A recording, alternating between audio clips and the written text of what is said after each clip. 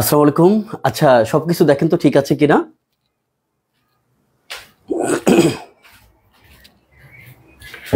আসসালামু আলাইকুম সুপ্রিয় শিক্ষার্থী ভাই বোনেরা, আশা করি আপনারা সবাই ভালো আছেন। দীর্ঘদিন পরে লাইভ ক্লাসে আসলাম, আশা করি আপনারা সবাই এবার আমাকে শুনতে পাবেন। একটু প্রবলেম হচ্ছিল। আসসালামু আলাইকুম। আচ্ছা, সবকিছু দেখেন তো ঠিক আছে কিনা। আচ্ছা, এবার এবার ঠিক হয়েছে, এবার ঠিক হয়েছে। হ্যাঁ,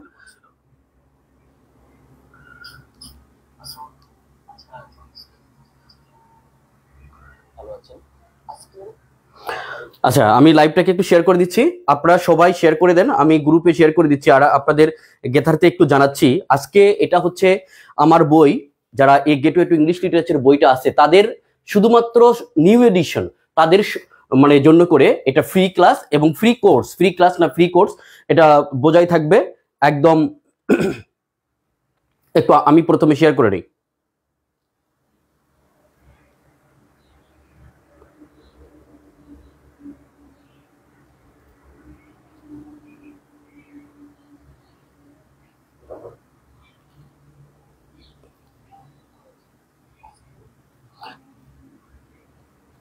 একটু সময় দিতে হবে প্রথমে। হ্যাঁ,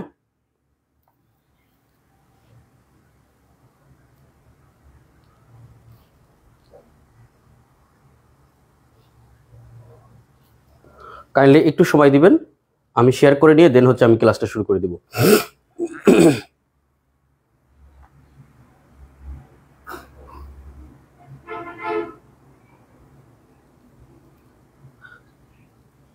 আচ্ছা, আপনারা সবাই দ্রুত করে জয়েন করে নিন। আমি প্রথমে শেয়ার করে নিই।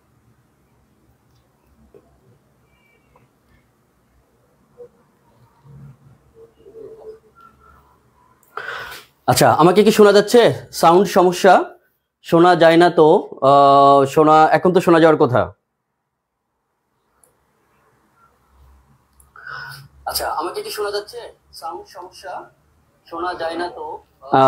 আচ্ছা, নাদিয়া লিখেছেন যে হচ্ছে সালাম দিয়েছেন। আচ্ছা, ঠিক আছে, okay, thank you so much. Sound সমস্যা Nadia Tafsi, all sir clear. Sefatullah Chowdhury, thank you so much. Rakibul ভাই, রাকিবুল ভাই আপনার আপনার কোনো সমস্যা আছে কিনা একটু দেখবেন। আমি আমার মনে হয় যে শোনা যাচ্ছে আর কি। হ্যাঁ, আমি আমি শুনতে পাচ্ছি।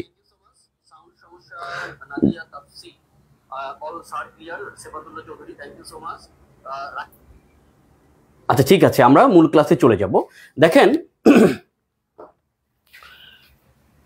47তম বিসিএস প্রস্তুতি ইংরেজি সাহিত্য, ইংরেজি সাহিত্যের ওরা 11 জন। এই কথাটা নিয়ে আমি ইতিপূর্বে ক্লাস নিয়েছি। এই কথার উপর ভিত্তি করে দেখেন, ইংরেজি সাহিত্যে ওরা 11 জন বলে কোনো শব্দ নাই। আমি মূলত ইংরেজি সাহিত্যের যারা সাহিত্যিক আছেন, যারা নাট্যকার কিংবা হচ্ছে কবি কিংবা অন্যান্য প্রফেশনে যারা সাহিত্যিক আছেন, তা তাদের হচ্ছে গুরুত্বের ভিত্তিতে আমি সর্বমোট 11 জন রাইটারকে আমি ওরা 11 জন, ইংরেজি সাহিত্যের ওরা 11 জন নামে এখানে এই সাহিত্যিকদের নামকরণটা করেছি। বাংলা সাহিত্যে যে এরকম ওরা 11 জন নামে বা হচ্ছে ইংরেজি সাহিত্যের হচ্ছে 11 জন যে সিলেবাসে আছে, এটা কিন্তু আছে এবং এই সিলেবাসের বাইরেও প্রশ্ন হয়। তো আমি গুরুত্বের ভিত্তিতে এই 11 জন সাহিত্যিকের নামকরণ করেছি ইংরেজি সাহিত্যের বেলায়। তো এখানে দেখেন কে কে এখানে এই 11 জনের মধ্যে কে কে আছে। Christopher Marlowe, William Shakespeare, John Donne, John Milton, John Keats. এই জন দিয়ে হচ্ছে সর্বমোট 3 জন, জন এবং হচ্ছে ক্রিস্টোফার মার্লো, এবং এগুলো নামকরণের আগে পিস দেওয়ার পেছনে কারণ আছে, সেগুলো আমি বলছি। তারপরে হচ্ছে উইলিয়াম ওয়ার্ডসওয়ার্থ, এস.টি. কলিন্স অর্থাৎ Samuel Taylor Collins, P B. Shelley অর্থাৎ Percy Bysshe Shelley, Alfred Tennyson, G B. Shaw এবং ডব্লিউ.বি. ইয়েটস। আমরা এই যে সাহিত্যিকগুলো আছে, এই সাহিত্যিক সম্পর্কে আমরা প্রাথমিক তথ্য জানবো। এখন আপনাদের কাছে ইংরেজি সাহিত্য কথাটা শুনলে আমরা সবার মনে একটা ভীতি কাজ করে।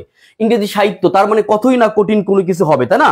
আসলে ইংরেজি সাহিত্য কিন্তু কঠিন কোনো কিছু না। ইংরেজি সাহিত্য, ক্লিয়ার আছে sound, thank you so much. ইংরেজি সাহিত্য কিন্তু অত্যন্ত সহজ জিনিস। আমি মনে করি যে ম্যাথ বা ইংরেজি গ্রামার বা বাংলা সাহিত্য কিংবা বাংলা গ্রামার থেকে মার্ক উঠানো যতটা কঠিন তার চাইতে আমরা 3/1 ভাগ কিংবা যদি আমরা এভাবে কাস্টমাইজ করে পড়ি, অর্থাৎ আমাদের সিলেবাসটাকে ছোট করে বা চুম্বকাংশ যেটাকে বলে চুম্বকাংশ ধরে ধরে যদি পড়ি তাহলে আমরা কিন্তু, এবং টেকনিক্যাল ওয়েতে, অবশ্যই টেকনিক্যালে। চুম্বকাংশ বলতে আমি এমন বলছি না যে গুরুত্বপূর্ণ তথ্য বাদ দিয়ে আপনি পড়বেন। আমাদের যেটা পড়তে হবে সেটা হচ্ছে গুরুত্বের উপর ভিত্তি করে বিগত সালের কোশ্চিন অ্যানালাইসিস করে আমাদেরকে পড়তে হবে। তাইলে আমরা এই 11 জন রাইটার, তাই না, 11 জন রাইটার সম্পর্কে সংক্ষেপে দুটো কথা বলি, দেন হচ্ছে আমরা চলে যাব হচ্ছে যে কিভাবে পড়বো এবং এর সাথে আর কি কি আছে। আপনাদের ক্লাসটা অত্যন্ত গুরুত্বপূর্ণ। যারা ইংরেজি সাহিত্যকে ভয় পান তাদের জন্য এই ক্লাস, ইংরেজি সাহিত্যকে যারা ভয় পান তাদের জন্য এই ক্লাসটা। এবং এই 11 জন আর সাথে কি পড়লে, কোন কোন টপিকটা পড়লে ইংরেজি সাহিত্যে 10 থেকে 12 মার্ক আমরা পাবো, এটা আমরা আজকে ক্লিয়ার হব। 10 থেকে 12 মার্ক। দেখেন, ক্রিস্টোফার মার্লো সম্পর্কে এবং উইলিয়াম শেক্সপিয়ার সম্পর্কে প্রথমে জানি। ক্রিস্টোফার মার্লো, আচ্ছা এগুলো একটু আমরা মুছে দিলে মনে ভালো হয়, আমরা পরে জানতেছি। দেখেন, ক্রিস্টোফার মার্লোর জন্ম হচ্ছে, দুইজন সাহিত্যিক, ইংরেজি সাহিত্যে দুইজন সাহিত্যিকের আমরা জন্মসাল মৃত্যুসাল জানবো। সেটা হচ্ছে ক্রিস্টোফার মার্লো মোস্ট ইম্পর্টেন্টলি, এবং তার চাইতে হচ্ছে বেশি গুরুত্বপূর্ণ বা মোস্ট ইম্পর্টেন্ট যিনি পাবেন তিনি হচ্ছে বস উইলিয়াম শেক্সপিয়ার। এই দুইজনের জন্ম মৃত্যু থেকে ইতিপূর্বে প্রশ্ন হয়েছে এবং প্রায় জন্ম মৃত্যু থেকে প্রশ্ন আছে। বাংলা সাহিত্যে যেরকম মীর মোশাররফ হোসেন থেকে শুরু করে তারপরে হচ্ছে অসংখ্য সাহিত্যিক আছে, তাদের সাহিত্যিক উপাধি, জন্ম, মৃত্যু, কত সালে প্রকাশিত, এগুলো জানতে হয়। ইংরেজি সাহিত্যে জন্ম কবে সালে, মৃত্যু কবে সালে, কত সালে কোন গ্রন্থ প্রকাশিত হয়েছিল, এই তথ্যগুলো মুখস্থ বা মেমোরাইজ করার কোনো প্রয়োজন নাই, কোনো প্রয়োজন হবে না। কিভাবে পড়লে আমরা ইংরেজি সাহিত্যে 10 থেকে 12 মার্ক পাবো সেটা কিন্তু আমরা আজকে জেনে যাব, ঠিক আছে? এবং আমরা ঠিক অ্যাপ্রোপ্রিয়েটলি সেই ওয়েতেই, যারা আমার এই গেটওয়ে টু ইংলিশ লিটারেচার বইটা আছে, এই গেটওয়ে টু ইংলিশ লিটারেচার 7ম এডিশন হতে হবে আজকে। শুধুমাত্র আরেকটা কথা বলে রাখি ভাই, শুধুমাত্র আপনাদের জন্য এই 520 টাকার কোর্স একদম 100% ফ্রি। 11টা থেকে 12টা ক্লাস হবে। 11 থেকে 12টা ক্লাসের মধ্যে এই সিলেবাসটাকে 100% কমপ্লিট করে দিব এবং 10টা পরীক্ষা হবে, ঠিক আছে? এই পরীক্ষাগুলো আপনাদের টোটালি ফ্রি এবং সেই সাথে আমি বই গিফট করব। যারা পরীক্ষাতে সবসময় ফার্স্ট হবে তাদেরকে একটা করে প্রতি 10টা পরীক্ষায় 10টা বই আমি গিফট করব। এটার জন্য করে আপনাদেরকে কোনো এক্সট্রা কোনো পে করতে হবে না, এক্সট্রা কোনো চার্জ নাই। শুধুমাত্র এই গেটওয়ে টু ইংলিশ লিটারেচার বইটা থাকতে হবে, আর কোনো কিছু নাই, এবং নিউ এডিশন, আগের এডিশন না। তাইলে দেখেন, এই ক্রিস্টোফার মার্লোর জন্ম হচ্ছে 1564 খ্রিস্টাব্দের 6 ফেব্রুয়ারি এবং মৃত্যু হলো 1553 খ্রিস্টাব্দের মেতে। কত মে?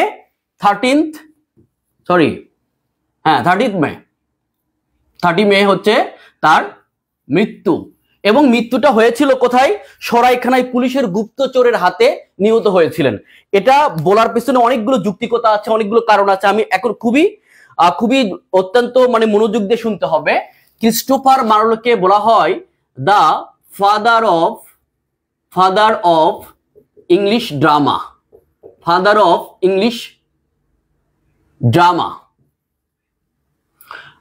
এবং আরেকটা বিষয় হচ্ছে উইলিয়াম শেক্সপিয়ারকেও ফাদার অফ ইংলিশ ড্রামা বলা হয়। কিন্তু যখন এই দুইটা অপশন থাকবে, ক্রিস্টোফার মার্লো এবং উইলিয়াম শেক্সপিয়ার থাকবে, যদি প্রশ্নে এরকম থাকে ফাদার অফ ইংলিশ ড্রামা, তখন উইলিয়াম শেক্সপিয়ার কারেক্ট আনসার। যদি থাকে the true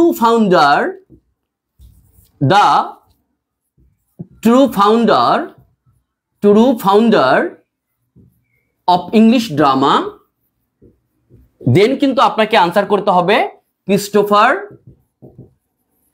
Christopher Marlowe. William Shakespeare এবং ক্রিস্টোফার মার্লো যখন আপনি পড়বেন, দুইজন সাহিত্যিককে আপনাকে পাশাপাশি রেখে পড়তে হবে। কিভাবে পড়তে হবে? পাশাপাশি রেখে পড়তে হবে। কেন পড়তে হবে আমি বলছি। দেখেন, আমরা প্রথম তথ্যটা জানলাম যে ক্রিস্টোফার মার্লোর জন্ম হচ্ছে 1564 খ্রিস্টাব্দের 6 ফেব্রুয়ারি, মৃত্যু হচ্ছে 1593 খ্রিস্টাব্দের 30 মে। 30 মে উনি মৃত্যুবরণ করেছিলেন 29 বছর বয়সে। কত বছর বয়সে বলেন তো? 29 বছর বয়সে লন্ডনে এক সরাইখানায়, সরাইখানা বোঝেন তো, যেখানে মদ্যপান করে, সরাইখানায় এবং গুপ্তচর একজন পুলিশের হাতে নিহত হয়েছিলেন। আচ্ছা, এই এতটুকু তথ্য শেষ। এখন আসি আমাদের কেন এই তথ্যটা জানতে হবে। এটা অত্যন্ত গুরুত্বপূর্ণ। উইলিয়াম শেক্সপিয়ার এবং ক্রিস্টোফার মার্লোকে পাশাপাশি রেখে পড়তে হবে আপনাদের, ঠিক আছে?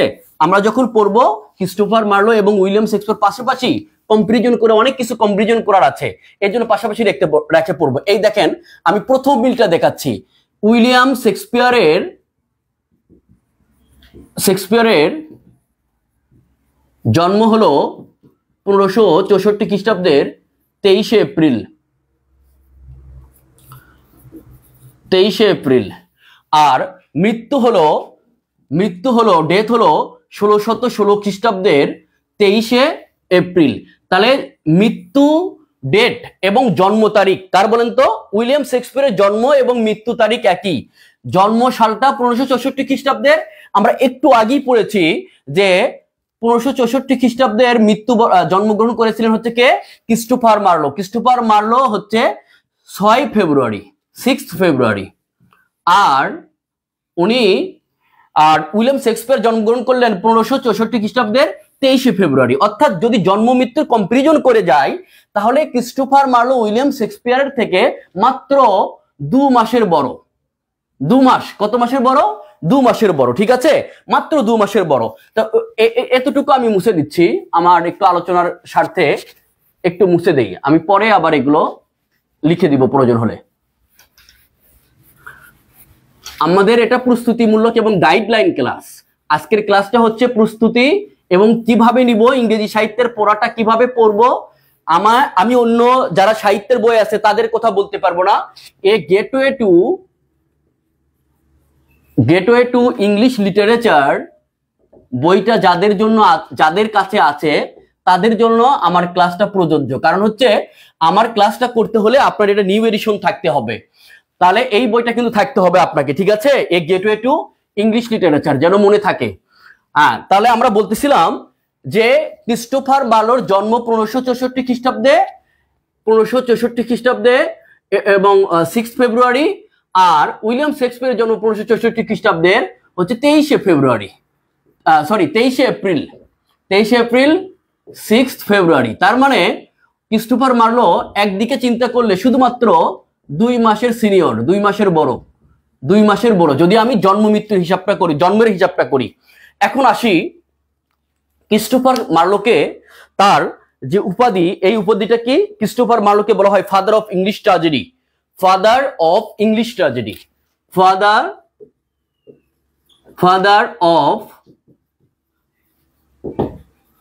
ট্র্যাজেডি। এখন আপনার জন্য প্রশ্ন হচ্ছে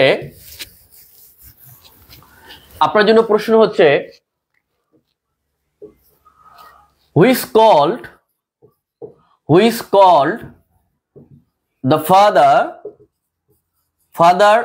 of revenge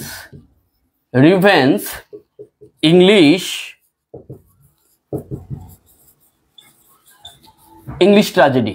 অর্থাৎ প্রতিশোধমূলক যে ট্র্যাজেডি গুলো আছে, শোকের যে নাটকগুলো আছে, ট্র্যাজেডি গুলো আছে, সেই ট্র্যাজেডির জনককে আমি বললাম যে ফাদার অফ ইংলিশ ট্র্যাজেডি। এগুলো কিন্তু আমাদের এভাবে কম্পারিজন করে পড়তে হবে, না হলে আমরা ভুলে যাব। Father of English tragedy Christopher Marlowe. William শেক্সপিয়ারের জন্ম হচ্ছে 1500 কত বলেন তো? 1564 খ্রিস্টাব্দের 23 এপ্রিল। ক্রিস্টোফার মার্লোর জন্ম হচ্ছে 1564 খ্রিস্টাব্দের 6 ফেব্রুয়ারি। জন্মের দিক থেকে ক্রিস্টোফার মার্লো উইলিয়াম শেক্সপিয়ারের চাইতে মাত্র 2 মাসের বড়। কারণ এরপরে এক প্রশ্ন আছে, প্রশ্নটা আসি। এখন আপনাদের কাছে প্রশ্ন হচ্ছে যে who is called the father of revenge English tragedy? প্রতিশোধমূলক যে ট্র্যাজেডি আছে সেই ট্র্যাজেডির জনক কাকে বলা হয়ে থাকে?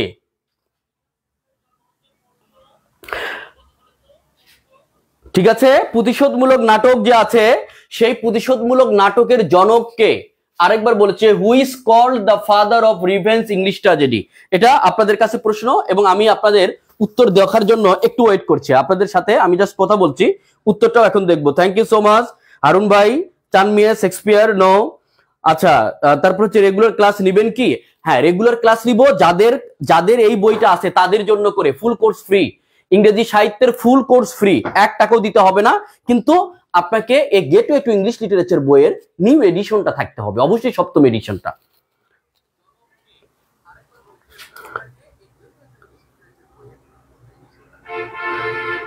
টমাস কিড বলেছেন রাসেল মিয়া, রাসেল আহমেদ টমাস কিড, ওকে। তারপর হচ্ছে তারিন সঞ্জিদা বলেছেন শেক্সপিয়ার, চান মিয়া বলেছেন শেক্সপিয়ার। আরো ক্লাস কি রেকর্ড থাকবে? ইয়েস ভাইয়া, ক্লাস রেকর্ড থাকবে। রুকসানা আমিন লিখেছে ক্রিস্টোফার মার্লো, নো রুকসানা আমিন, ক্রিস্টোফার মার্লো না। আমি অলরেডি উত্তর একজনের মধ্যে পেয়ে গেছি। দেখেন, আমি এজন্য এই জিনিসগুলো দেখেন, বলা হচ্ছে যে father of drama, English drama William Shakespeare. যখনই বলা হচ্ছে যে true founder of English drama অথবা ফাদার অফ ইংলিশ ড্রামা যদি উইলিয়াম শেক্সপিয়ার না থাকে, সেই ক্ষেত্রে ক্রিস্টোফার মার্লো। আবার এখানে আসে ক্রিস্টোফার মার্লোকে বলা হয় যে the father of English tragedy, father of English tragedy. যদি বলা হয় যে father who's called the father of revenge English tragedy, তখন কথাটার উত্তর হয়ে যাবে টমাস কিড। থমাস না, অনেকে থমাস বলেন, অনেক শিক্ষকেরা পর্যন্ত থমাস বলেন, উচ্চারণটা হবে it should be Thomas Kyd, okay. Thomas কিডকে বলা হয় যে the father of English tragedy, যার বিখ্যাত লেখা, বিখ্যাত রিভেঞ্জ ট্র্যাজেডির নাম হচ্ছে দ্য স্প্যানিশ ট্র্যাজেডি। কি বলেন তো? The Spanish tragedy. আচ্ছা,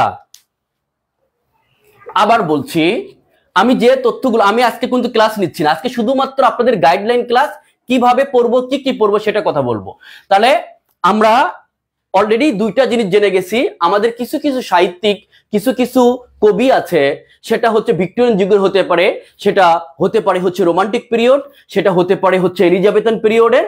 সেই সাহিত্যিকদের আমরা যখন পড়বো তখন কম্পারিজন করে পড়বো, পাশাপাশি রেখে পড়বো।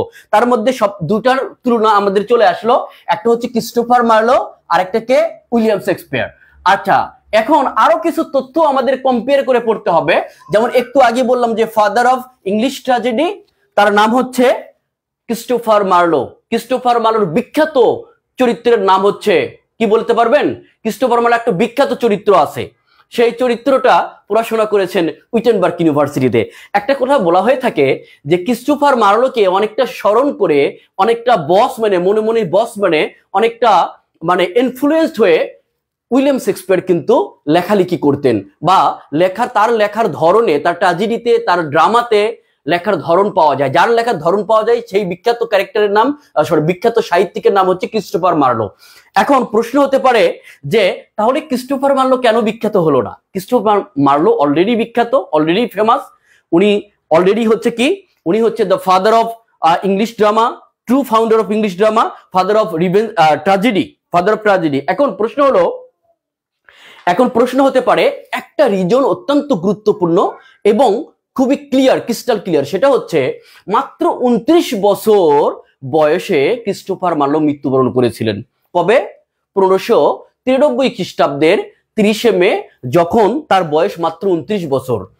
তখন ঠিক সেই সময় একটা নাটকে সাহিত্যিক জীবন শুরু হয়। আচ্ছা, এগুলো একটু মুছে দেয়, আপনারা অলরেডি এটা লিখে নিয়েছেন, আমি জানি আপনারা এটা অলরেডি লিখে নিয়েছেন, কারণ হয়তো আমি লিখতে পারছি না, মজা পাচ্ছি না, ঠিক আছে। দেখেন, এই কথা আরো গুরুত্বপূর্ণ প্রশ্ন আছে এবং খুবই বিতর্কিত একটা প্রশ্ন আছে, সেই বিতর্কিত প্রশ্নের উত্তরটাও আপনারা আজকে জেনে যাবেন, ঠিক আছে। এখন আসেন যে 1593 খ্রিস্টাব্দের 30শে মে মৃত্যুবরণ করেন ক্রিস্টোফার মার্লো। 1593 খ্রিস্টাব্দে 29 বছর বয়সে, মাত্র 29 বছর বয়সে। এখন প্রশ্ন হলো, এই 29 বছর বয়স যখন ক্রিস্টোফার মার্লো, তখন উইলিয়াম শেক্সপিয়ারের সাহিত্যিক জীবনটা, রচনাটা, কোন নাটক তখনও মাত্র শুরু হয়েছে, তার সাহিত্যিক জীবন মাত্র শুরু হয়েছে, এবং তখন পর্যন্ত কোনো নাটক, উইলিয়াম শেক্সপিয়ারের কোনো নাটক মঞ্চায়িত হয় নাই। আপনারা জানেন যে এলিজাবেথান পিরিয়ডের একটা রীতি ছিল যে নাটকগুলো যে ট্র্যাজেডিগুলো, যে ড্রামাগুলো লেখা হইতো ওই সময়, অর্থাৎ এলিজাবেথান পিরিয়ডে, ওই এলিজাবেথান পিরিয়ডের কিন্তু একটা এলিজাবেথ রানী, কুইন এলিজাবেথ ওয়ান যিনি, উনি কি করতেন, সে নাটকগুলো তার সামনে মঞ্চায়িত করা হইতো। তো ক্রিস্টোফার মার্লো যখন মারা যায় 1593 খ্রিস্টাব্দের 30 মে, তখন পর্যন্ত উইলিয়াম শেক্সপিয়ারের কোনো নাটক, কোনো ট্র্যাজেডি, কোনো কমেডি তখন পর্যন্ত, অর্থাৎ এনি ড্রামা তখন পর্যন্ত মঞ্চায়িত হয় নাই। ঠিক আছে, অর্থাৎ তার সাহিত্যিক জীবনে মাত্র শুরু হচ্ছে, সাহিত্যিক জীবন তখন পর্যন্ত শুরু হয় নাই। অর্থাৎ জন্ম মৃত্যুর বিচারে, জন্মের বিচারে বা বয়সের বিচারে বা বয়সের বিচারে, আশা করি আর এটা কখনো ভুল হবে না, বিচারে ক্রিস্টোফার মার্লো এবং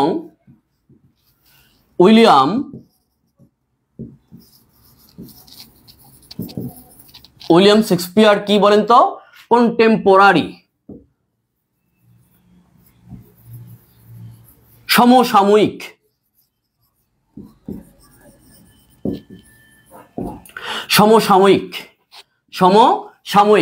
কিন্তু সাহিত্যের বিচারে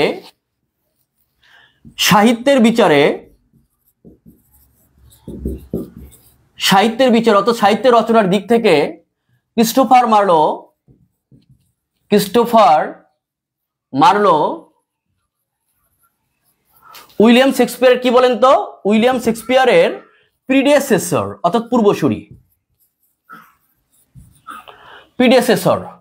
পূর্বসূরি, যারা আগে বিলং করে, আগে জন্মগ্রহণ করে, আগে কোনো কিছু সৃষ্টি করে, তাদেরকে বলা হয় প্রিডেসেসর। যারা পরে সৃষ্টি করে তাদেরকে বলা হয় হচ্ছে সাকসেসর। ঠিক আছে, আর মেন্টরটা কি, মেন্টর হলে পরামর্শদাতা। এখন একটা প্রশ্ন যদি হয়, প্রশ্ন যদি এরকম হয়, famous character doctor Faustus Chanmia, yes very good, thank you so much. আচ্ছা, তাহলে কিন্তু আমরা বুঝতে পেরেছি যে জন্মের বিচারে বা বয়সের যদি আমি কথা ধরি, তাহলে ক্রিস্টোফার মার্লো এবং উইলিয়াম শেক্সপিয়ার হলেন কন্টেম্পোরারি। কিন্তু যদি আমি সাহিত্যের বিচারে বা সাহিত্য রচনার দিক থেকে পরিগণিত হয়, সেই ক্ষেত্রে কিন্তু উইলিয়াম শেক্সপিয়ার কি এই ক্রিস্টোফার মার্লোর কি বলেন তো, উইলিয়াম শেক্সপিয়ার হচ্ছে প্রিডেসেসর, ক্রিস্টোফার মার্লো হবে উইলিয়াম শেক্সপিয়ারের প্রিডেসেসর। তাহলে তথ্যগুলো আমি একটা প্রশ্ন এখন আপনাদের জন্য করি। প্রশ্নটা হলো, আচ্ছা প্রশ্নটা ছিল, এটা কিন্তু বহিরাগমন এবং পাসপোর্ট অধিদপ্তরের সহকারী পরিচালক 2011 সালে প্রশ্ন আসছিল যে Christopher Marlowe is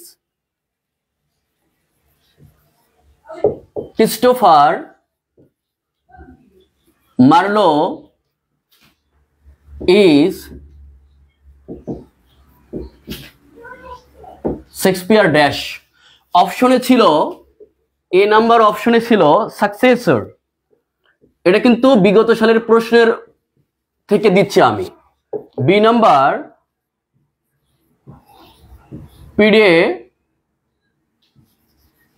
প্রিডেসেসর।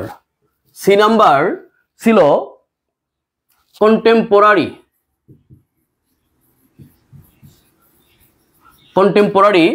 D number ছিল মেন্টর, অর্থাৎ পরামর্শদাতা। আচ্ছা, এখন উত্তর, which one should be the correct answer? সঠিক উত্তর কি হবে? সঠিক উত্তর কি হওয়া উচিত? দ্রুত করে আপনারা আনসার করবেন। যে প্রশ্নটা হলো ক্রিস্টোফার মার্লো, অর্থাৎ ক্রিস্টোফার মার্লো ইজ মানে হলেন শেক্সপিয়ার, উইলিয়াম শেক্সপিয়ার বলতে সংক্ষেপে এখানে লেখা হয়েছে উইলিয়াম শেক্সপিয়ারের সাকসেসর, প্রিডেসেসর, কন্টেম্পোরারি নাকি মেন্টর? দ্রুত করে আনসার করেন, নাকি মেন্টর?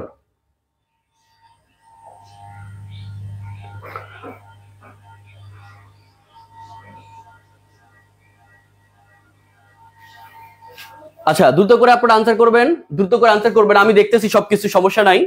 আমি একটু পানি খেয়ে নেই, একটু হালকা তৃষ্ণা পেয়েছে।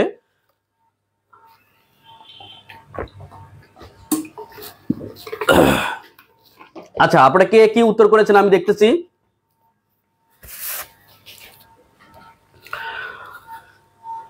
আচ্ছা, একজন লিখেছে আবু নাইম রনি, লিখেছে বি অর্থাৎ প্রিডেসেসর।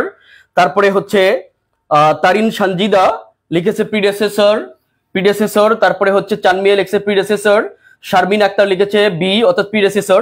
দেখেন বাংলাদেশের ইংরেজি সাহিত্যের বেশ কিছু বই আছে যে বইগুলোতেও এখন অবশ্য মার্কেটে খুব ইংরেজি সাহিত্যের বই যেহেতু মার্কেটে একটু কম্পারেটিভলি ছোট গ্রামারের তুলনায়, অনেকে কিন্তু মানে হচ্ছে ওই এই উত্তরটা কন্টেম্পোরারি সঠিক উত্তর দিয়েছে। দেখেন দুটোই সঠিক উত্তর, এটা অত্যন্ত বিতর্কিত প্রশ্ন এবং এটার সম্ভাব্য উত্তর হচ্ছে প্রিডেসেসর কন্টেম্পোরারি।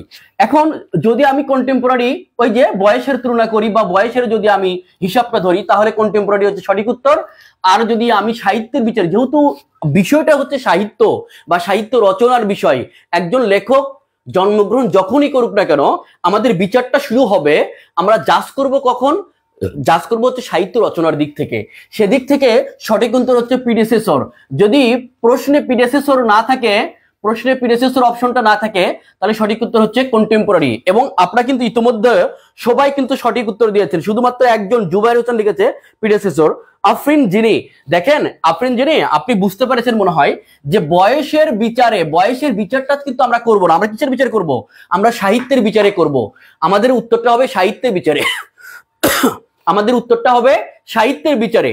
সাহিত্যের বিচারে যদি চিন্তা করি তাহলে সঠিক উত্তর হচ্ছে প্রিডেসেসর। তাহলে সঠিক উত্তরটা কি? প্রিডেসেসর। আচ্ছা, তাহলে আমরা কিন্তু সঠিক উত্তর অবশ্যই পেয়ে গেছি, ইতিমধ্যে পেয়ে গেছি। আপনারা আসলে বুঝতে পেরেছেন যে আমি কেন কম্পেয়ার করে করে উত্তরটা আমি আলোচনাটা করতেছিলাম। এবার আসি আরো কিছু গুরুত্বপূর্ণ তথ্য, মোস্ট ইম্পর্টেন্ট ইনফরমেশন।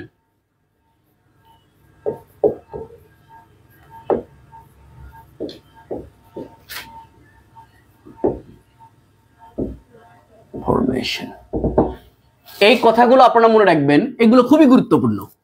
আমরা জাস্ট সাহিত্যের পরিচয়টা জানতেছি, সাহিত্যিকদের পরিচয়টা জানতেছি।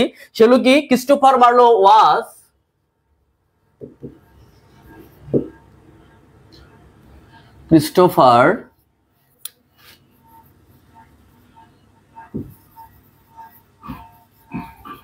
আ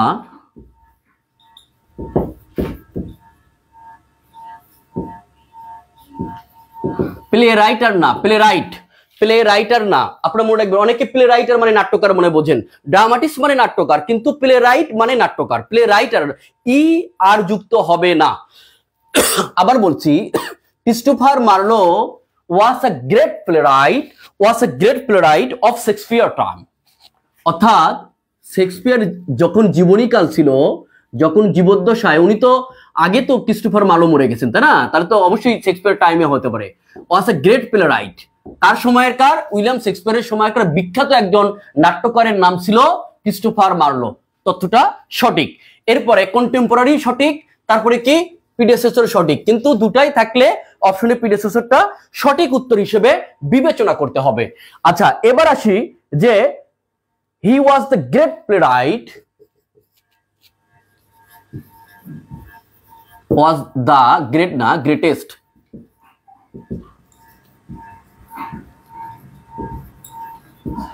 playwright before শেক্সপিয়ার। দেখেন শেক্সপিয়ার আসা পর্যন্ত, যতক্ষণ না তার সাহিত্য জীবনটা শুরু হয়েছে, তার আগ পর্যন্ত সবচেয়ে বিখ্যাত গ্রেটেস্ট প্লেরাইটের নাম ছিল হচ্ছে এই দ্যাটস মিন ক্রিস্টোফার মার্লো। এখন এখানে আরেকটা কথা আছে, এই সেম কথাটা প্রযোজ্য হবে যে ড্যাশ ওয়াজ দা, এটা একটা প্রশ্ন আপনাদের জন্য করে, ওয়াজ দ্য গ্রেটেস্ট প্লেরাইট, একজন ব্যক্তির নামই এখানে বসে, আফটার উইলিয়াম শেক্সপিয়ার। এখন এই ড্যাশে কে বসবে? একটা হচ্ছে উইলিয়াম শেক্সপিয়ারের পূর্ববর্তী যতজন নাট্যকার ছিলেন তার মধ্যে সবচেয়ে বিখ্যাত হচ্ছে ক্রিস্টোফার মার্লো। উইলিয়াম শেক্সপিয়ার মারা যাওয়ার পরে আরেকজন বিখ্যাত প্লেরাইট আছে, তার নামটা কি? যে হচ্ছে ওয়াজ দ্য গ্রেটেস্ট প্লেরাইট, সবচেয়ে বিখ্যাত, সবচেয়ে নামকরা প্লেরাইট অর্থাৎ নাট্যকার আফটার উইলিয়াম শেক্সপিয়ার। উইলিয়াম শেক্সপিয়ারের পরে একজন, আগে ছিলেন ক্রিস্টোফার মার্লো, আর পরে কে? আর তার মানে বোঝা গেছে আগে পরে অনেকে আছেন, কিন্তু দাদার দাদা যদি সাহিত্য বিচারে চিন্তা করি, উইলিয়াম শেক্সপিয়ারের আশেপাশে আর কেউ নাই। উইলিয়াম শেক্সপিয়ারকে বলা হয় the national poet of England. William শেক্সপিয়ারকে বলা হয়ে থাকে the greatest superstar of the world, the dazzling sun, ওনাকে কি বলা হয়ে থাকে? The dazzling sun. ওনাকে বলা হয়ে থাকে পয়েট অফ হিউম্যান নেচার। এটা কিন্তু স্যামুয়েল জনসন এই উপাধিটা নিয়েছেন। আর লর্ড আলফ্রেড টেনিসন দিয়েছিলেন দ্য ড্যাজলিং সান, অর্থাৎ জলজলরত, উজ্জ্বলরত সূর্য। এটা তার উপাধি দিয়েছিলেন। এটা লর্ড আলফ্রেড টেনিসন, উনি ভিক্টোরিয়ান পয়েট ছিলেন। আচ্ছা, তারপরে আমি আবার বলছি যে Christopher Marlowe was the greatest playwright before Shakespeare. আরেকটা হচ্ছে he was the greatest playwright of কি ইংলিশ লিটারেচার, তার নাম হচ্ছে শেক্সপিয়ার। আরেকজন ছিল, একটা হচ্ছে শেক্সপিয়ারের পূর্বে আর একটা হচ্ছে পরে। পরেরটাকে আমি এর নামটা জানতে চাচ্ছি, অর্থাৎ উইলিয়াম শেক্সপিয়ারের পরে সবচেয়ে বিখ্যাত প্লেরাইট বা নাট্যকারের নাম কি? দ্রুত করে, কেউ উত্তর করেন নাই, দ্রুত করে নামগুলো জানাবেন। আমি জানতে চাচ্ছি যে উইলিয়াম শেক্সপিয়ারের জীবদ্দশায় বিখ্যাত একজন প্লেরাইটের নাম ছিল হচ্ছে ক্রিস্টোফার মার্লো। এবং উইলিয়াম শেক্সপিয়ার যেমন সাহিত্য যেমন শুরু হয়নি, তার পূর্ব পর্যন্ত সবচেয়ে নামকরা নাট্যকারের নাম ছিল ক্রিস্টোফার মার্লো। উইলিয়াম শেক্সপিয়ার মারা যাওয়ার পরেও একজন বিখ্যাত প্লেরাইট আমরা পেয়েছি, ঠিক আছে? সে হচ্ছে উইলিয়াম শেক্সপিয়ারের পরে সবচেয়ে নামকরা। তার নামটা কি? হেনরিক ইবসেন বলেছেন হচ্ছে চান মিয়া। আচ্ছা, আমি বলি, আমি সহজ করে দেই। উনি হচ্ছে আইরিশ প্লেরাইট এবং মডার্ন যুগের একজন বিখ্যাত প্লেরাইট। মডার্ন যুগের the most important, the most famous modern playwright, the greatest playwright of modern age. আচ্ছা, ইংরেজি সাহিত্যের সবচেয়ে নাম করা, তার নাম কি আপনারা বলতে পারবেন? আচ্ছা, আমি সময় ক্ষেপণ না করি, কেউ বলতে পারতেছেন না। এটা উনি হচ্ছে G B Shaw. G B Shaw, G B Shaw মানে হচ্ছে George Bernard Shaw. George Bernard Shaw. George Bernard Shaw was the greatest playwright after William Shakespeare, আর বিফোর উইলিয়াম শেক্সপিয়ার হচ্ছে ক্রিস্টোফার মার্লো।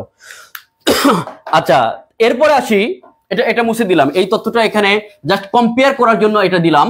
তাহলে আমরা দুটো তথ্য জানলাম যে Christopher Marlowe was a great playwright of William Shakespeare time। আরেকটা হচ্ছে he was the greatest playwright before William Shakespeare। এবার তাহলে তথ্যটা কি আসবে? he was contemporary, এটাও সঠিক, কিন্তু কখন সঠিক সেটা আপনাদের বলেছি। he was contemporary of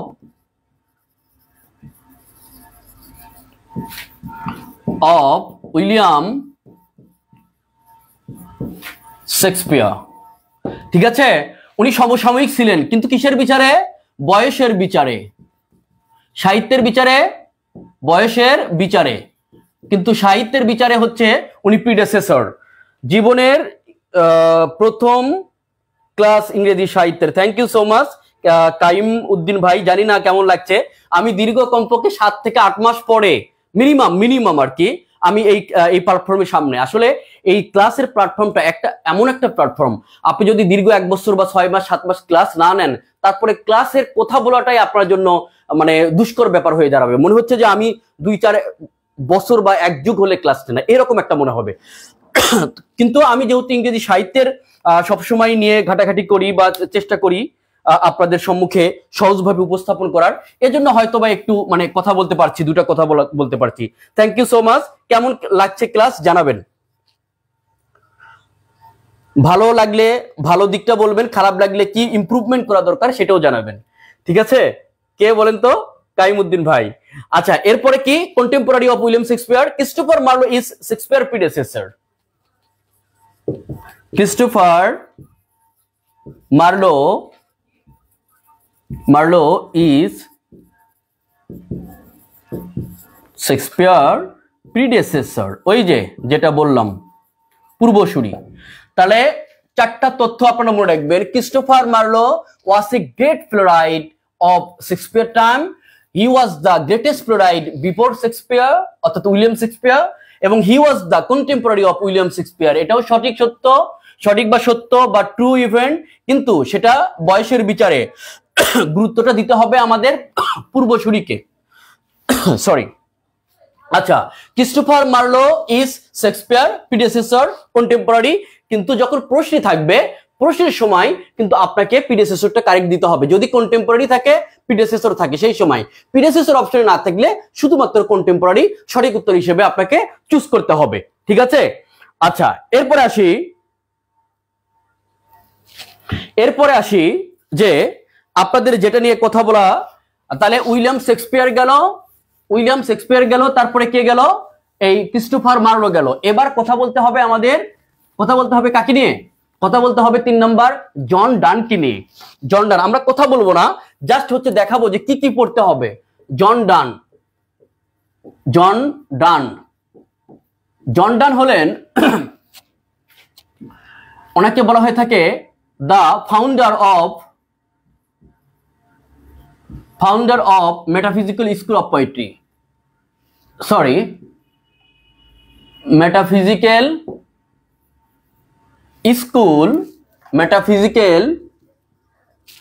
school of poetry.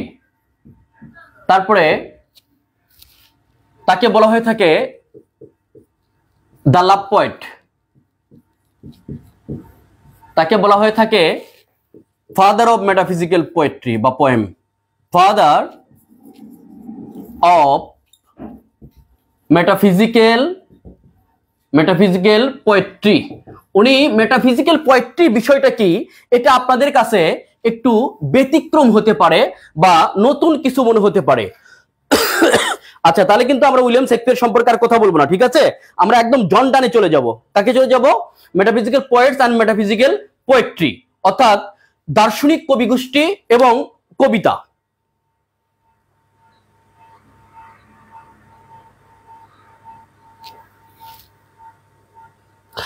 আচ্ছা, কায়েম নাকি কায়েম, যাই হোক, কায়ুম ভাই লিখেছেন, সরি স্যার মাফ করবেন, এতদিন জন ডন বলেছি, জন ডান, সরি, জন ডন নয়। উনি হচ্ছে father of metaphysical school of poetry, founder of metaphysical poetry, founder of metaphysical school of poetry. আরো কয়েকজন হচ্ছে মেটাফিজিক্যাল পোয়েটস, তাদের নাম জানবো, কিন্তু তার আগে আমরা এই মেটাফিজিক্যাল বিষয়টা কি এটা একটু জানি। মেটা শব্দের অর্থ হচ্ছে বিয়ন্ড। মেটাফিজিক্যাল শব্দের যে আমরা যদি ভাঙ্গি, এটা একটা টার্ম যেটা হচ্ছে সামথিং বিয়ন্ড ফিজিক্যাল নেচার। এটা অর্থ হচ্ছে সামথিং বিয়ন্ড ফিজিক্যাল নেচার, অর্থাৎ যে আমাদের যে এই পার্থিব জগৎ, এমন কিছুকে মেটাফিজিক্যাল বলতে এমন কিছুকে বোঝায় যার সাথে এই পার্থিব জগতের সম্পর্কটা নাই। হ্যাঁ, যেমন জন্ম, মৃত্যু, ভালোবাসা, আবেগ, ঠিক আছে, এগুলোর সম্পর্ক কিন্তু কার সাথে নাই? ঘৃণা, হেট, এগুলো কিন্তু পার্থিব জগতের সাথে সম্পর্ক তো নাই। যে beyond, that is something beyond physical nature, অর্থাৎ তাকে আকার নাই, আমরা ধরতে পারি না, এরকম কিছুকে বোঝায়। তো এখন এদের একটা নাম আছে, তাদের নাম কি? Metaphysical poets. এই মেটাফিজিক্যাল পোয়েটস বলতে দার্শনিক কবি গোষ্ঠী, মানে একটা ভাব আছে, প্রেমে সেকা খাওয়া বা প্রেমে পড়া। একটা মানুষ যখন প্রেমে পড়ে কিংবা প্রেমে সেকা খায়, তাদের মধ্যে আলাদা একটা নেচার, আলাদা একটা ক্যারেক্টার, আলাদা একটা মুভমেন্ট লক্ষ্য করা যায়। তো ডক্টর স্যামুয়েল জনসন এই মেটাফিজিক্যাল পোয়েট্রি নিয়ে যারা একটা কবি ভাব, মানে ব্যঙ্গাচ্ছলে বলেছে যে কবি ভাব, কবিতার অভাব, এরকম মানে ভাবে বা এরকম ব্যঙ্গাচ্ছলে বলেছিলেন যে তাদেরকে দার্শনিক কবি গোষ্ঠী নাম দাও। তাদের নামটা কি দাও? দার্শনিক কবি গোষ্ঠী নাম দাও। পরবর্তীতে তাদের নামই হয়ে গেছে হচ্ছে মেটাফিজিক্যাল পোয়েটস। তাদের নাম কি হয়েছে? Metaphysical poets. তো এই মেটা শব্দের অর্থ হচ্ছে বিয়ন্ড, ফিজিক্স শব্দের অর্থ হচ্ছে about counting things that is or can see or touch, অর্থাৎ যেটা আমরা দেখতে পাই না, যেটা দেখতে পাই সেটা ফিজিক্যাল নেচার আছে, একটা মানে আমাদের সাবস্টেন্স যেগুলো থাকে, যেমন হচ্ছে টেবিল আমরা দেখতে পাই, ধরতে পারি, চেয়ার মানুষকে ধরতে পারতেছি, যেগুলো আমরা ধরতে পারি না, ফিজিক্যাল নেচারে নাই, অনুভূতির দ্বারা আমরা মানে যেগুলোকে আমরা রিকগনাইজ করতে পারি, এইরকম জিনিসগুলোকে আমরা মেটাফিজিক্স বলি। সেই metaphysical school of founder of metaphysical school of poetry হচ্ছে এই জন ডান, নট জন ডন, জন ডান। ওনাকে আরো বলা হয়ে থাকে পয়েট অফ লাভ অথবা the love poet, poet of love কিংবা লাভ পোয়েট। ওনাকে ফাদার বলা হয়ে থাকে, যে কি মেটাফিজিক্যাল পোয়েট্রির ফাদার বলা হয়ে থাকে। সেই জন ডান সম্পর্কে আমরা জানবো জন কিটস সম্পর্কে, জানবো জন কিটস এবং জন মিল্টন সম্পর্কে। জন মিল্টন হচ্ছে খুবই নামকরা এপিক পয়েট, ওনাকে বলা হয়ে থাকে epic poet, the blind poet, ঠিক আছে। আর জন কিটস বলা হয়ে থাকে, জন কিটসকে বলা হয়ে থাকে পয়েট অফ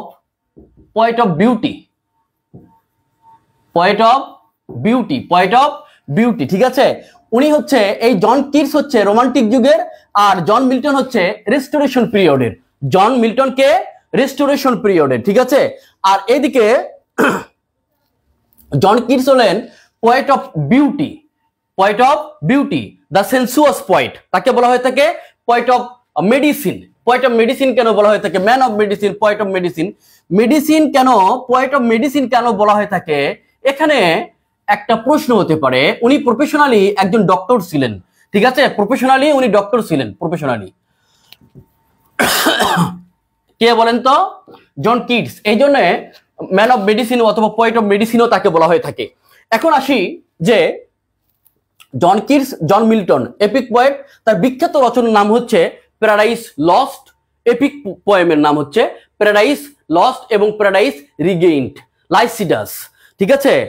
লাইসিডাস, এই তিনটা হচ্ছে বিখ্যাত। লাইসিডাসটা হচ্ছে এটাকে বলা হয়ে থাকে, আমি ভুলে গেলাম, এলিজি। এবার আসি তাহলে পয়েট অফ মেডিসিন, তারপর হচ্ছে the poet of beauty, the sensuous poet, poet of sensuousness, তারপরে হচ্ছে ম্যান অফ মেডিসিন অথবা পয়েট অফ মেডিসিন, এটা হচ্ছে জন কিটস। আর জন মিল্টন হলেন এপিক পয়েট, উনি ব্লাইন্ড পয়েট, ওনাকে বলা হয়ে থাকে, কি বলা হয়ে থাকে? Blind poet. আর বিখ্যাত রচনার নাম হচ্ছে কি বলেন তো? তার বিখ্যাত রচনার নাম হচ্ছে প্যারাডাইস লস্ট এবং প্যারাডাইস রিগেইনড। এই দুটাতে স্বর্গহারা মিল্টনও বলা হয়ে থাকে, তাকে বলা হয়ে থাকে স্বর্গহারা মিল্টন। কেন স্বর্গহারা মিল্টন জানেন? এই যে প্যারাডাইস লস্ট বলতে অ্যাডাম অ্যান্ড ইভ, অর্থাৎ আদম এবং আদি মাতা পিতা আদম এবং হাওয়ার যে কারণে, যে ঘটনাবলীর কারণে ওনাদেরকে স্বর্গ থেকে বিতাড়িত করা হয়েছিল, সেই ঘটনার হাদিস, কিংবা আপনি যদি অন্য ধর্মের হলে তাহলে বাইবেল বলতে পারেন, বাইবেলের যে ঘটনাক্রম, সেই ঘটনার ধারাবাহিকতাকে অনুসরণ করে এই প্যারাডাইস লস্ট এবং প্যারাডাইস রিগেইন, পরবর্তীতে স্বর্গহারা মিল্টন হয়ে গেল কি প্যারাডাইস লস্ট অ্যান্ড প্যারাডাইস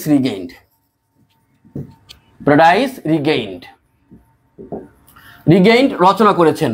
এবং এই দুইটা উনি অন্ধ অবস্থায় লিখেছেন, ঠিক আছে।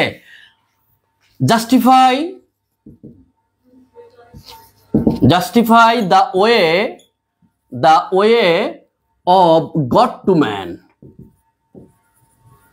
ম্যান, অর্থাৎ মানুষের প্রতি স্রষ্টার যে দৃষ্টিভঙ্গি, কোন কোন কাজ করলে স্রষ্টা মানুষের প্রতি সন্তুষ্ট থাকে, এই বিষয়গুলো এখানে জাস্টিফাই করা হয়েছে।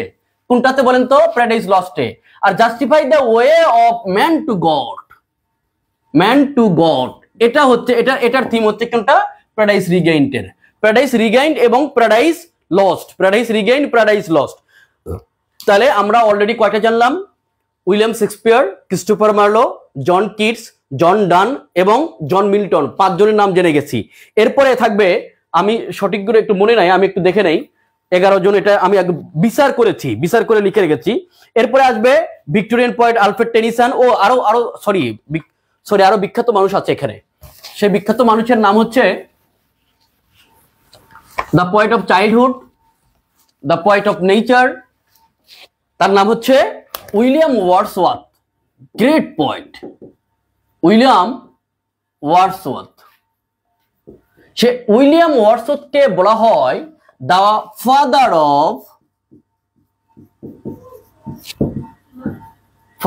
Of Romantic age, the father of romantic age, the most famous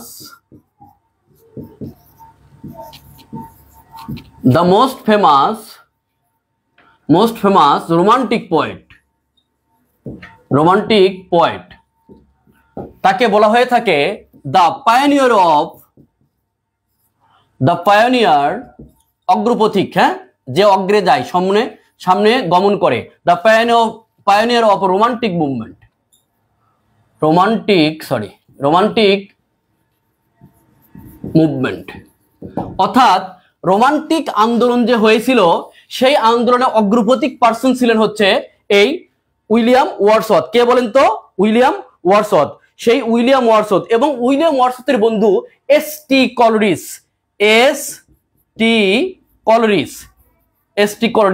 তাহলে আমরা জানলাম 6 জন। এস.টি. কলরিস শব্দের অর্থ হচ্ছে, এটা পুরোটা যদি ফুল নাম যদি বলি তাহলে বলতে হবে স্যামুয়েল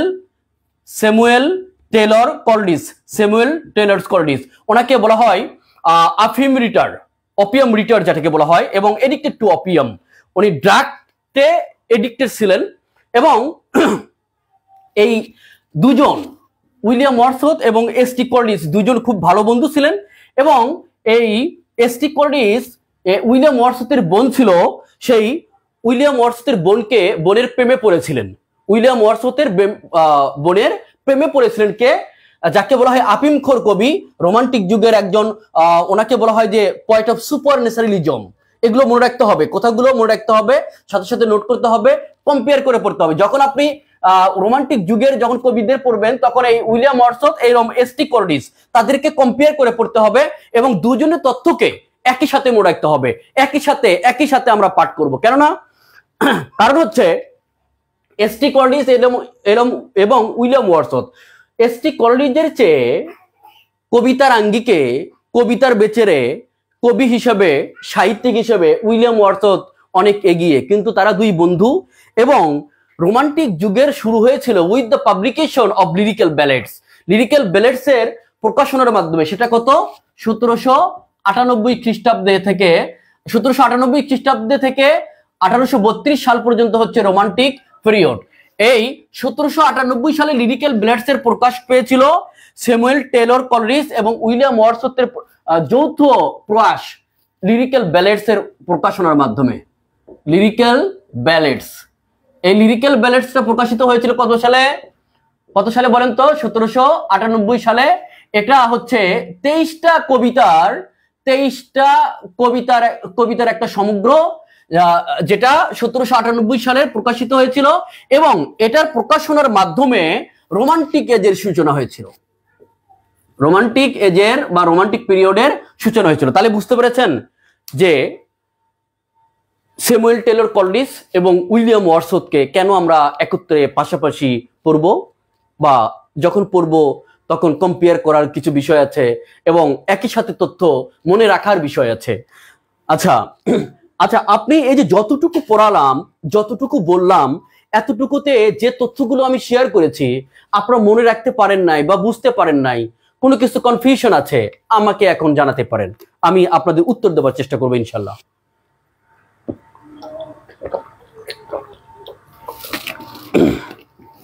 দ্রুত করে প্লিজ। আর ক্লাসটা কেমন লাগলো আপনাদের জন্য করে দীর্ঘদিন পরে হলেও ক্লাসে সামনে, বোর্ডের সামনে হাজির হওয়ার চেষ্টা করলাম। Alfin Nehar Shova, thank you sir, yes you are most welcome. আচ্ছা, তাহলে আপনারা কি কি বুঝতে পারেন নাই, কোন জিনিসগুলো বুঝতে সমস্যা আছে আমাকে জানাবেন, এবং সবকিছু ঠিক আছে কিনা আপনাকে জানাবেন। কোনো বুঝতে সমস্যা হলে আমি চেষ্টা করব আপনাদেরকে যেন সেটা উত্তর দিতে পারি, চেষ্টা করব আপনাদেরকে কনসেপ্টটা ক্লিয়ার করার জন্য। কেমন? আচ্ছা, তাহলে আমরা কথা বলেছি, আমি আবার একটু রিভাইজ করি। William Shakespeare, Christopher Marlowe, John Keats, John Donne, William Wordsworth, S T. Coleridge, P B. Shelley. এরপরে কি আসবে? এরপরে আসবে পি.বি. শেলি। যতটুকু তথ্য শেয়ার করেছি, আপনাদের কারো কোনো তথ্যের যদি কনফিউশন থাকে, কোনো প্রবলেম থাকে, বুঝতে সমস্যা হয়েছে, এরকম হলে আপনি এখন প্রশ্ন করতে পারেন। আমি আপনাকে আবার বুঝাতে রাজি আছি, এই সময় বুঝাতে রাজি আছি, কারণ এরপরে আবার নেক্সটের যে লেখকগুলো, সাহিত্যিকগুলো আছে, আমরা তাদের নিয়ে কথা বলার চেষ্টা করব। কেমন? আচ্ছা, থ্যাংক ইউ সো মাচ। চান মিয়া লিখেছেন যে স্যার আপনি যে 11 জনের লিস্ট দিলেন এর বাইরে আরো কত পড়তে হবে সেটা তো আমি ক্লাসের শেষে বলবো। এই 11 জনের কথা বলি, তারপরে এরপরে আসি পিবি শেলি। তাহলে টোটালি হচ্ছে 1 2 3 4 5 6 7 8 জন হয়ে গেছে। 9 নাম্বার হচ্ছে 8 নাম্বার হচ্ছে P B Shelley, sorry P B Shelley. P B Shelley উনি রোমান্টিক পোয়েট, রোমান্টিক যুগের একজন কবি, রোমান্টিক পোয়েট। ওনাকে বলা হয় পোয়েট অফ, ওনার টাইটেল হলো poet of wind, revolutionary poet, revolutionary poet.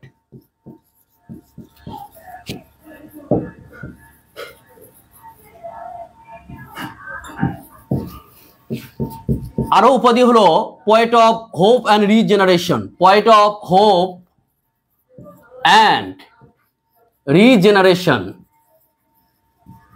এটা P B Shelley, Percy Bysshe Shelley. আচ্ছা আপনারা জানেন তো পার্সি বিশি শেলি উনি ছেলে না মেয়ে, আপনাদের কি কারো জানা আছে? থ্যাংক ইউ সো মাচ, ক্লাসটা দারুণ। আচ্ছা আচ্ছা, ক্লাস কি রেকর্ড থাকবে? তপন জয়তী রায়, ইয়েস রেকর্ড থাকবে। এই মাত্র একটা ক্লাসই পাবেন।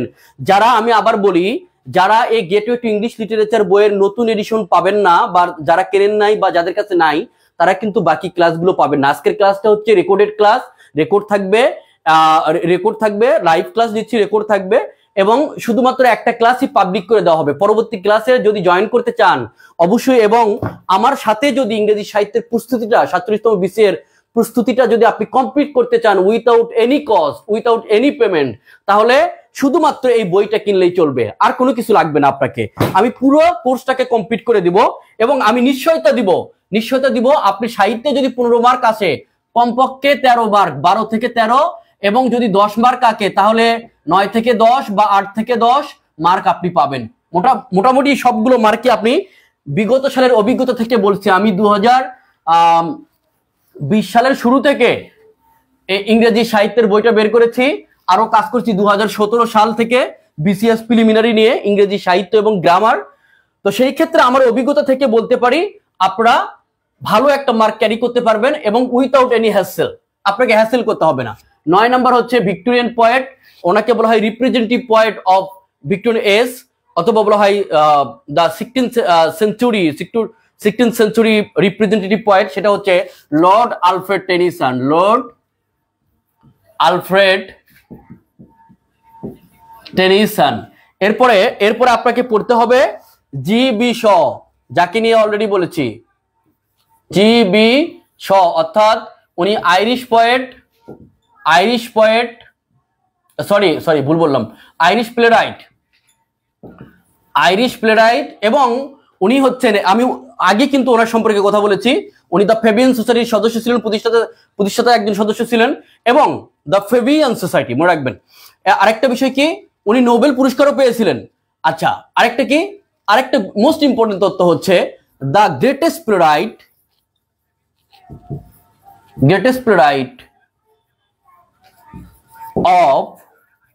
of modern age,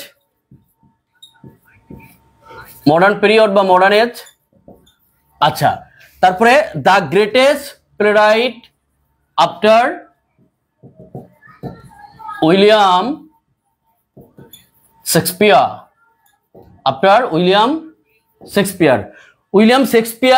হচ্ছে গ্রেটেস্ট প্লেরাইট। উইলিয়াম শেক্সপিয়ারের আগে, বিফোরে সবচেয়ে নাম করা ছিল ক্রিস্টোফার মার্লো, আর উইলিয়াম শেক্সপিয়ারের পরে সবচেয়ে নাম করা হচ্ছে জি.বি. শ। আর লাস্ট ওয়ান, তাকে বলা হয় the national poet of Ireland, Irish poet, ঠিক আছে? ওনার নাম কি বলেন তো? দ্য নো সেকেন্ড ট্রয় এর বিখ্যাত মর্গন, সেই মর্গনের চরিত্রের ক্রিয়েটর, যিনি করেছেন, উনি হলেন ডব্লিউ.বি. ইয়েটস, অর্থাৎ উইলিয়াম বাটলার ইয়েটস। তার কবিতায় যে চরিত্রটা, বিখ্যাত চরিত্র সৃষ্টি করেছিলেন, ওটার নাম হচ্ছে মর্গন। হ্যাঁ, এবং এই মর্গন চরিত্রটা ক্রিয়েট করেছেন উনি কোন কবিতায়? নো সেকেন্ড ট্রয়, আর কোন সেকেন্ড ট্রয় নয়। ট্রয় বলতে সেকেন্ড ট্রয় মানে সেকেন্ড, ওই ট্রয় যুদ্ধের কথা এখানে কম্পেয়ার করা হয়েছে, বলা হয়েছে। নো সেকেন্ড ট্রয় তার বিখ্যাত কবিতা, দ্য সেকেন্ড কামিং তার একটা বিখ্যাত কবিতা। তারপরে হচ্ছে তার আরো কবিতা, একটা বিখ্যাত কবিতার নাম হলো to devoted to my daughter না কি যেন একটা কবিতা আছে, একটু দেখে নিচ্ছি আমি।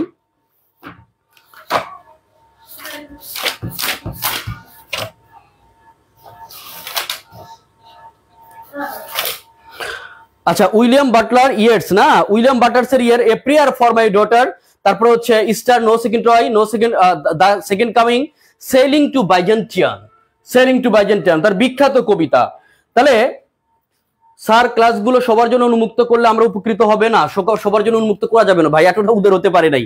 আমি আপনার পুরো ক্লাস 520 টাকার ক্লাস ফ্রি করে দিচ্ছি, শুধুমাত্র আপনি এই বইটা কিনবেন। এই বইটা যদি না কিনতে পারেন তাহলে ক্লাস করার দরকার নাই। আমি সবার জন্য তো উন্মুক্তই করে দিচ্ছি, শুধুমাত্র আমার এই গেটওয়ে টু ইংলিশ লিটারেচার বইটা থাকতে হবে। একটা শর্ত দিয়েছে, আর কোনো শর্ত নাই। শাম্মী আক্তার, আপনি মনে বুঝতে পারেন নাই, আমি ক্লাসটা ফ্রি নিব, কোনো টাকা লাগবে না, শুধুমাত্র আমার এই বইটা, ইংরেজি সাহিত্যের এই বইটা থাকতে হবে। এবং এমন না যে যেন তেন বই আপনাকে ধরে দিচ্ছি, বাজারের সেরা এবং সর্বোচ্চ ইনফরমেটিভ, মোস্ট ইনফরমেটিভ এবং ডকুমেন্টারি, ইংরেজি সাহিত্যের ডকুমেন্টারি বই, যা কলকাতা ইউনিভার্সিটি তো বর্তমানে স্টুডেন্টরা পড়তেছে। আপনি এই বই কিনবেন, যদি ভালো না লাগে আমি টাকা ব্যাক দিব, ওপেন চ্যালেঞ্জ। আচ্ছা, তাহলে এই হচ্ছে 11 জন রাইটার। এর সাথে আপনাকে দেখেন কি পড়তে হবে ইংরেজি সাহিত্যের ভালো মার্ক পাওয়ার জন্য। আমি আজকের যে ক্লাস নিচ্ছি, শুধুমাত্র এই ক্লাসটা ফলো করলে আপনি 10 মার্ক পাবেন, নো কনফিউশন, এখানে হেজিটেশনের দরকার নাই। আমি বললাম তাহলে কি কি বলেন তো, তাহলে বললাম Christopher Marlowe, William Shakespeare, John Donne, John Milton, John Keats, তারপরে উইলিয়াম ওয়ার্ডসওয়ার্থ, তারপরে S T. Coleridge, P B. Shelley, Lord Alfred Tennyson, G B. Shaw, William Butler Yeats. 11 জন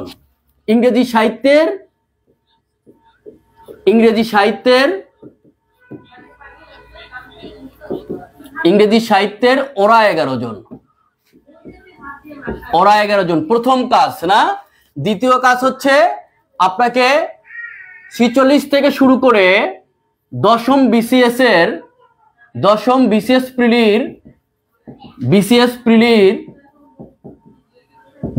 প্রিলির ব্যাখ্যা সহ সমাধান অবশ্যই আমার বই থেকে পড়তে হবে, অন্য বইয়ের কথা আমি জানি না। ব্যাখ্যা সহ সমাধান করতে হবে। অ্যানালাইসিসটা, প্রশ্ন অ্যানালাইসিসটা দেখবেন। 3 নম্বর কাজ হচ্ছে, 1 নম্বর কাজ ইংরেজি সাহিত্যের আপনারা 11 জন রাইটার পড়বেন, যে 11 জনের কথা বললাম।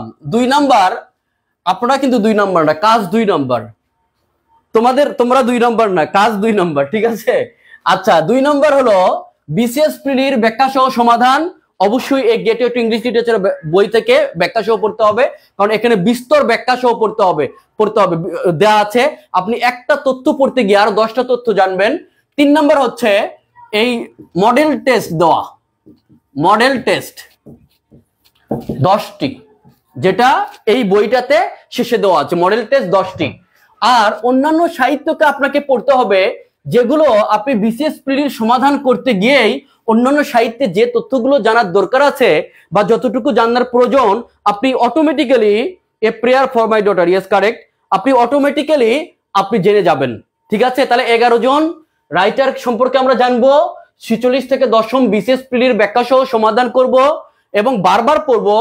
এরপরে মডেল টেস্ট 10টি দিব আমাদের মানে বিসিএস প্রিলিমিনারি বোর্ড স্ট্যান্ডার্ড, যে হচ্ছে পিএসসি স্ট্যান্ডার্ড যে প্রশ্ন হয়, সেইটা 10টা মডেল টেস্ট আছে এবং একদম কোয়ালিটি ওই রকমই করে আমি খুব গবেষণা করে রিসার্চ করে বের করেছি, এই মডেলগুলো দেওয়ার চেষ্টা করেছি। 10টা মডেল টেস্ট দিবেন। এরপরে হচ্ছে আপনি নিজেই বুঝতে পারবেন যে আপনার প্রিপারেশন কোথায় আছে। আমি সর্বোচ্চ চেষ্টা করব আপনাদের পাশে থাকার। শুধুমাত্র এই গেটওয়ে টু ইংলিশ লিটারেচার বইটা নেন, পরবর্তী ক্লাস সামনের সপ্তাহ থেকে রেগুলার ক্লাস শুরু হয়ে যাবে, এর মধ্যেই আপনারা কিন্তু এই বইটা সংগ্রহ করবেন, ঠিক আছে? আর সুপ্রিয় শিক্ষার্থী, যারা ইতোমধ্যে আমার স্পেশাল গ্রুপে যুক্ত হয়েছে, তোমাদের মানে গেথার্থে বলছি, সামনের সপ্তাহ থেকে তোমাদের ক্লাসটা রেগুলার চলবে। যারা ইতোমধ্যে আমাকে এটা এন্ট্রি করেছো, আমার বইটা দেখিয়ে একটা ফর্ম ফিল আপ আছে এই বইটাতে, 3 নম্বর পেজে এটা ফিল আপ করে, এই বইটা কেনার পরে এটা ফিল আপ করে আমাকে ইনবক্সে বা হোয়াটসঅ্যাপ নাম্বার দেওয়া আছে, দিলেই তোমাদেরকে আমি আমার স্পেশাল গ্রুপে যুক্ত করে নিব, ঠিক আছে? শুধুমাত্র এই বইটা কিনতে হবে, আমি একটা টাকাও নিচ্ছি না, মডেল টেস্ট দিতে পারবা এবং গিফট দিব 10টা বই, ঠিক আছে? আচ্ছা আপু, 7th এডিশন বই থাকলে এই অফার পাবেন, ইয়েস কারেক্ট, ইনশাআল্লাহ কিনবো sir. Thank you so much Shammi Akter. নতুন এডিশন লাগবে, নতুন এডিশন। আচ্ছা, পরবর্তী ক্লাসে আপনাদের সাথে কথা হবে। সে পর্যন্ত সবাই সুস্থ থাকুন, ভালো থাকুন। আমার সুস্থতার জন্য দোয়া রাখবেন। আমি প্রায়ই অসুস্থ হয়ে যাই। আপনাদের স্বার্থে যেন থাকতে পারি, আপনাদের কল্যাণে যেন কাজ করে যেতে পারি। অনেক অনেক পরিকল্পনা আছে, আল্লাহ যদি আমাকে বেঁচে রাখে সেগুলো ইনশাল্লাহ এক্সিকিউট করার চেষ্টা করব। আল্লাহ হাফেজ, বাই বাই, টাটা, শুভকামনা সবার জন্য, শুভরাত্রি, আসসালামু আলাইকুম।